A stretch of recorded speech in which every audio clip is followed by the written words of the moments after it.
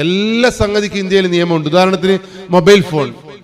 ഇനി ഒരു കാര്യം കൂടി ചോദിക്കട്ടെ, നിങ്ങൾ ഈ മൊബൈൽ ഫോണിന്റെ ലോകം സൈബർ ലോകം എന്നറിയപ്പെടും. നിങ്ങൾ സൈബർ ലോകത്ത് ജീവിക്കുന്ന ആളുകളാണോ? Yes or no? Yes, very good. നിങ്ങൾക്ക് മൊബൈൽ ഫോൺ സ്വന്തമായിട്ടുണ്ടോ? അതിൻ്റെ ഉള്ളിൽ ഒരു സിം കാർഡ് ഉണ്ടോ? മെമ്മറി കാർഡ് ഉണ്ടോ? വാട്സപ്പ് ഉണ്ടോ? ഫേസ്ബുക്ക് ഉണ്ടോ? IMO, Skype, Twitter, Yahoo, Gmail, Hike, Soma, Instagram, Snapchat, ShareChat, Allo chat, WeChat ഉണ്ടാ? ഒരു ആധാർ കാർഡ് സ്വന്തമായിട്ടുണ്ടാ? പാൻ കാർഡ് ഉണ്ടാ? ഒരു ബാങ്ക് അക്കൗണ്ട് ഉണ്ടാ? ഗൂഗിൾ പേ, പേടിഎം, യോനോ, ഭീം, A1 അങ്ങനെ എന്തെങ്കിലും ആപ്ലിക്കേഷൻ? അതുമില്ലേ? വീട്ടിൽ കമ്പ്യൂട്ടർ ഉണ്ടോ? ഒരു ഇന്റർനെറ്റ് കണക്ഷൻ ഉണ്ടോ? ലാൻഡ് ഫോൺ ഉണ്ടോ? ടാബ് ഉണ്ടോ? കേബിൾ കണക്ഷൻ ഉണ്ടോ?